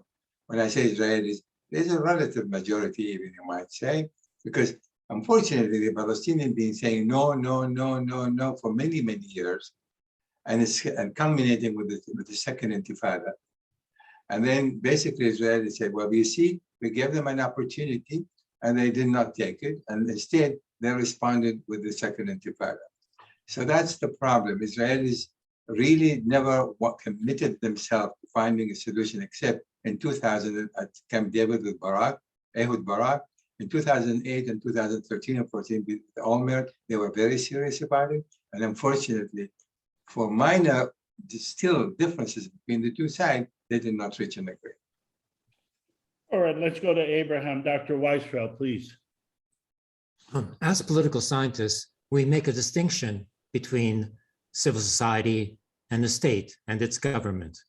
So that's precisely what we are doing here in terms of a social confederation in which there is direct democracy, a confederation council that is elected not by the governments, but by civil society itself in direct democracy. In this way, we get around the governments, which are in an impasse and which cannot be counted upon to resolve this problem. So, I can give the example, as a Hamas representative here, like Hamas is basing its position on the principle of reciprocity. If Palestine state is recognized, then Hamas has declared that it is willing to recognize the state of Israel as well. So this could proceed even on a governmental level, but civil society, which is what we are doing, can force the governments to act in a way that corresponds to the interests of all concerned. Is this not agreeable to you? Well, you use the word force, and that's what I don't accept. You can't. You just can't force any Israeli government or the Palestinian Authority to do what they don't want to do in principle. That's the problem I have with all the scenarios. That is, you are going to eventually need the advice and consent of the people on the ground. That's what you're going to have. If they don't have zero support from the government, both sides, you simply cannot force them to do anything. Nobody has been able to force them to do anything. The entire pressure of the international community on Israel did not force Israel at all. The entire pressure of the Arab state, now that they recognize, for example, take last 4 countries that Arab state recognize Israel, Bahrain, United Arab Emirates, Morocco, and Sudan. And that is in a way put a lot of pressure on the Palestinians. You better move on, make peace with Israel, or else we're going to continue to recognize it. Even that did not move the Palestinians. But the Israelis took that as a sign. We don't need any more the Palestinian. We are normalizing relation with the rest of the Arab world. What the heck do we need the Palestinian for? So here you have all these dynamics, counter dynamics are working. So you cannot divorce civil society from politics. Albeit you are right when you make that distinction. In this particular case, are intertwined. And since they are intertwined, you cannot create artificial division between the two, nor can you force either side to do what you want them to do. You need to develop that constituency from within the territories itself. Otherwise, you're going to be able to achieve that. All right, let's go to Irina. Irina? Yes, okay. Yeah, hi. Anyway, I remember Professor Ben MEIR. I don't know if you're professor, I'm sorry, I don't know. Professor ALON Ben MEIR. Okay, all right. You said that the settlements are not going to leave or dismantle. Well, that's the choice the Israeli government takes. They don't want, if they want to, of course it's possible. But of course they don't want to because it's a settler colonial. Israel is based on settler colonialism, and the more the settlements, they're expanding and nobody's trying to stop them. I think that's one of the major problems, the settlements, because they're fanatic, racist, fascist people sitting there and thinking this is their land. So I don't know. What is your question? I mean, I really appreciate your work, what you do. But when you say it's not going to happen, that means Israel doesn't want it to happen. So exactly. Is your question, could Israel make the settlements go away? Is that your question? Yes, if they want to. Do they want to? Okay, good question. Let me tell you about this in discussions we've had, both of the Palestinian and Israelis. These settlements, so-called settlement, many of them are cities already, Ma'aleh, Adumim, and so many others. They are along the border of 1967. There are 3 blocks of settlements, which house nearly 80% of the settlers. In every single negotiation between Israel and the Palestinian accepted the fact that these settlements will remain in place. I repeat, accepted the fact that these settlements will remain in place against land swap. And the argument was how much land swap? 2%, 3%, 5%? That's where the reason the failure took place in 1913 and 13 and 14. That's what happened. Why they got, because they disagreed on the percentage of the land swap. So to get back to your point, The only settlement can be removed are the scattered settlement, about 30 or 40 of them. Most of them have 300, 400, 500, some 1,000, and they can be removed to a different settlement along the Israeli border against the land swap. So there is no government in Israel today that can do any more than that. Period. Even party like MEIR, which is the extreme left, if you speak to their leadership, they will tell you, and this is not going to happen. Specifically, again, the Palestinians already conceded to the fact that this simply is not going to happen. Well, it's not it's the Palestinian Authority who are sold out. They don't represent the people. Well, then, you can praise it any way you want. I'm talking to you about the reality.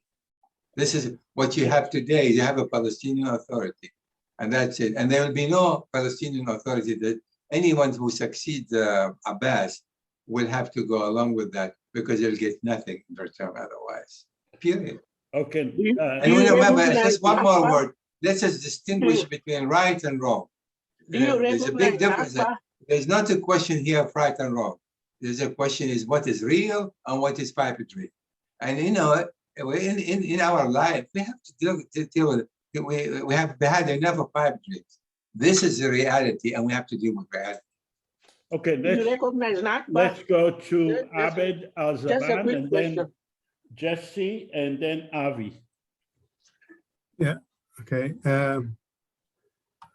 Okay, this is Al Fattah speaking. I'm a Palestinian, and I think this idea of that this is a fact and we have to live with it is crap, because we don't have to maybe, I mean, they were not here, they were not there 40 years ago, and I think the way they were set up, they could be demolished the same way. I think that is, I mean, again, this is only my comment. Now, my question is this: the idea of confederation between Palestine, Israel, and Jordan is not a new concept.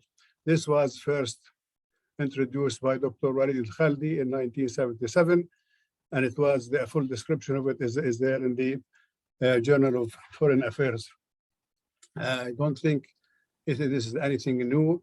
I think because I don't really feel there is any chance for such a scheme to succeed without empowering the Palestinian people. Now, if you are you're discussing, you're talking to maybe academics, and you may be talking to the representative of the Palestinian Authority, who do not have an iota of legitimacy among the Palestinians. And I don't know with whom did you talk on behalf of the Jordanian government, but I think our scheme here, the IPC, has more credibility because we start with people, with the real people. We're not counting on governments or we're counting on the real people. And as Joseph discussed, we are assuming an election. We are assuming the 14 million people who are living in between the waters are participating in that. And I think this is not we're not saying that this is going to happen tomorrow. This is like a long-term scheme, but it's like I think it has more ground than any other attempt for reconciliation. You're telling me that the settlements are there to stay, and I'm telling you Palestinians are there to stay, and I think these two are not compatible. Thank you very much. All my life since I graduated, in fact, my dissertation was based on a two-state solution. That was my PhD dissertation, that the Palestinians have the right to establish a state of their own. And that hasn't changed one iota to this as I'm sitting today. What happened, the difference is that the circumstances on the ground, that does not change and should not change the Palestinian aspiration for a state of their own. It is only how to go about it. That is the difference between you and me. The Palestinians have every right and eventually they will have a state of their own if there are ever going to be peace between the two sides. What we differ between you and me is the approach. You can play again all the scenarios you want. From my perspective, I look I what's think there's a reality problem on with the the sound ground. here. I look what is on the ground, and I base a solution and based on the ground that is reality that cannot be changed, sort of catastrophic events. The settlement existence will be there, whether we like it or not. I don't like it, but I gotta know also one thing. I know they're not gonna be able to remove them, period. That's just reality. Jerusalem is Jerusalem. Do Israeli want to give up East Jerusalem as Israel as a Palestinian capital? Absolutely not. But I feel that's kind of have to be part of parcel of any kind of solution in the future. So remember this, we are not in disagreement about the right of the Palestinians, we are fully in agreement. We are different only in the approach by which to realize that aspiration. That's all it is. All right, let's go to Jesse. Thank you. I have just a quick comment and then a question. So my quick comment is that I believe when Egypt made the peace agreement with Israel, it was with a Likud or right-wing prime minister, and also Ariel Sharon pulled out settlements and left Gaza, and he's not a left-wing dove.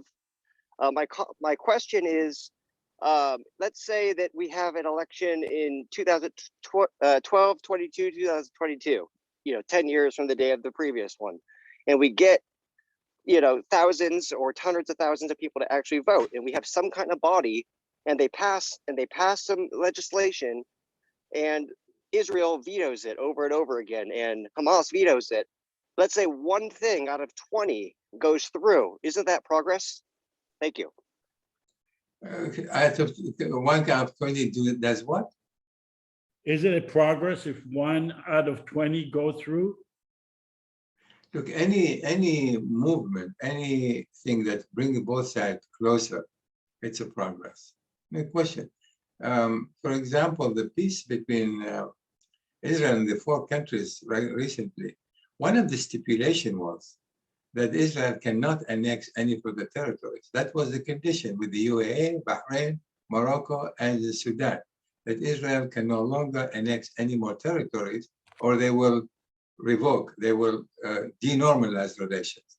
So that is a progress, that Israel can no longer annex more territory. And if it does, it will lose the prospect of normalizing relations with other Arab states.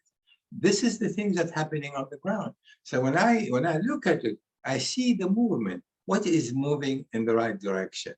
Albeit for some people, now that the Palestinians been abandoned completely. Well, not quite. There was a pressure on them to do something about it.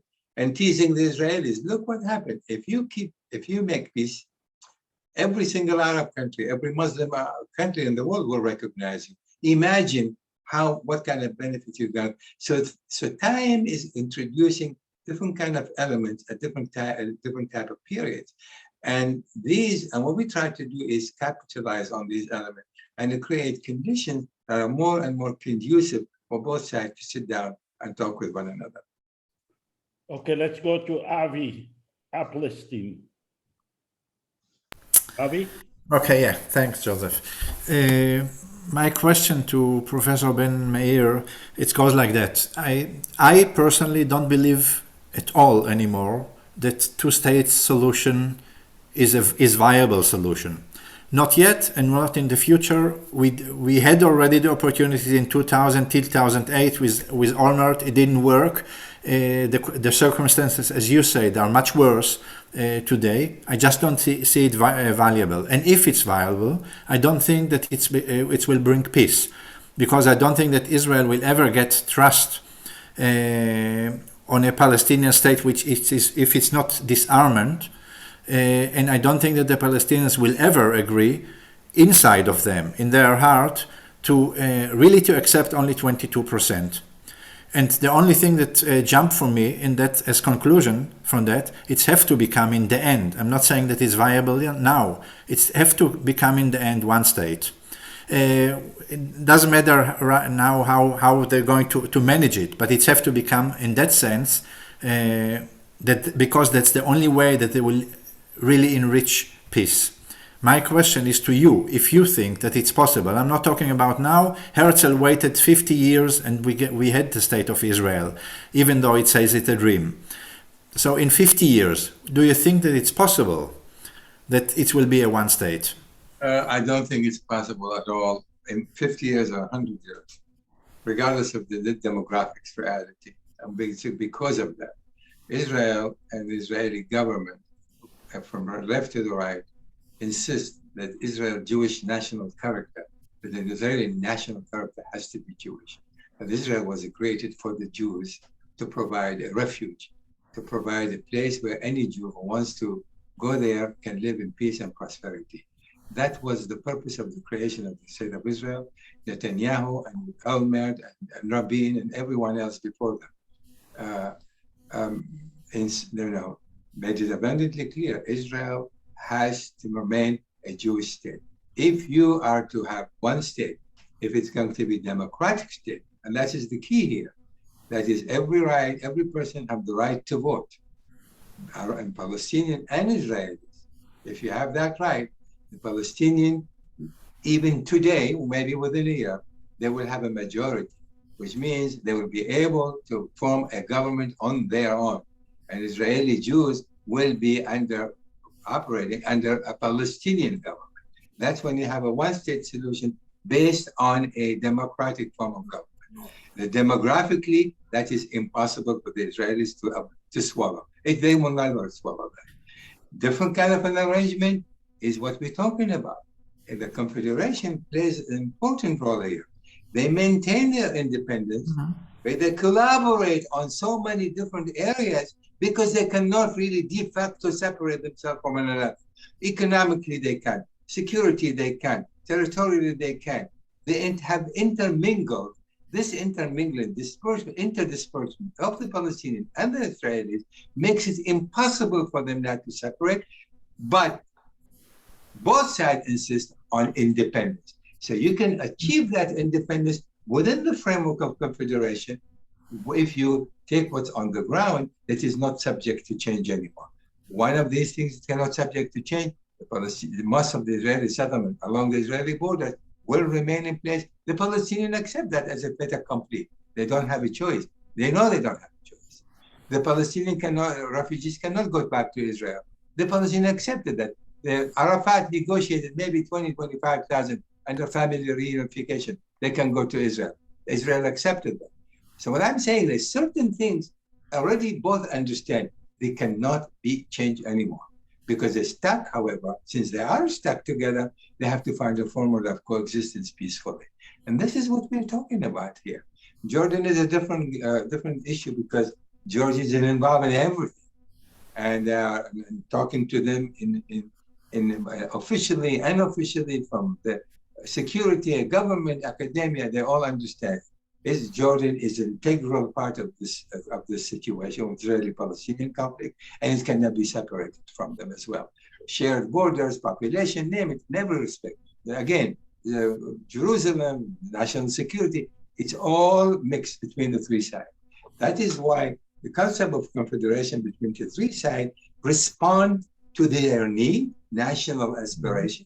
That is the key point here, respond to their national aspiration. That's what they like about it. And then allow for full collaboration without losing your national identity. That's the key here. If you can accomplish that, and I'm not going to tell you it's easy, I'm not going to tell you it's an easy sailing, but I'm going to tell you it's based on the ground. And since you cannot change the ground, then you're going to give it an opportunity to be realized. Okay, thanks. You call it federation, I call it one state. If it's come to this stage, it's for me one state. But no, it's not one. The difference is huge. Maintaining the integrity and the independence of each one is a sine qua non for them to work together. Sine qua non. Israel will not want, even today, is terrified of the fact that it has a significant Palestinian majority. Look what happened in the last election. For the first time in the Israel history, they have to incorporate one Palestinian party into the coalition government. They could not form the government without them. If the Palestinian Israel becomes state of 20%, 40%, even now, without, forget about one state, forget about Palestinian West Bank voting or Gaza voting, just the Israeli-Palestinian.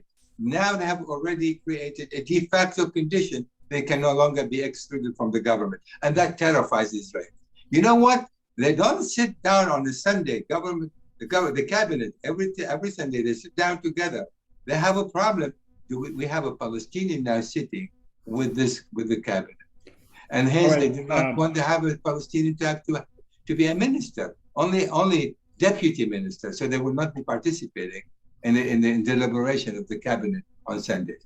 So we need to go to the inside the story to understand the concept of one confederation. It's easy to say, well, there's no other solution, so let's get stuck together. There is a solution. All right, let me make a concluding remarks. And we believe that a common government is possible. I disagree with Professor ALON Ben MEIR that the assumptions are not achievable. In fact, I think that, with all due respect, Professor Ben MEIR, I think that the assumption that the Israeli government will be making peace is actually proven wrong. It has 73 years of experience that they are not able to make peace. I think, and I'll let you respond, Professor Ben MEIR. And I think that the country of Estonia is a good example where elections are been taken, 9.5 million people voting, 45% of them voting through the internet. I think that we need grassroots financial support. Like I said, we think that this whole common government could be created with $100 million that would create general awareness worldwide. And I'm asking you to recruit and tell people about another option for peace. And we need more education, and we need to share the vision on the media and social network. And please continue to participate in the future simulation. And I'll let Professor Ben MEIR the courtesy of having a rebuttal to what I just said. This is not a rebuttal. You know, you said no Israeli government has been able or willing to make peace. Then if that is the case, and so far you're right to some extent, if that is the case, what makes you think anybody else coming from the outside to force the Israeli government to change its position if that is the position they are taking? And that's not the outside. That's the people of Israel and Palestine. But that is where you have an assumption. You're creating a body that doesn't exist, and it's not likely to exist the way you think it can exist. It just that's my belief. That's my belief. With all due respect to you, needless to say. So I think if you want to realize much of what you want to, the Confederation, because conceptually it's the right concept, is absolutely the right concept. It's how to go about it where you and I differ.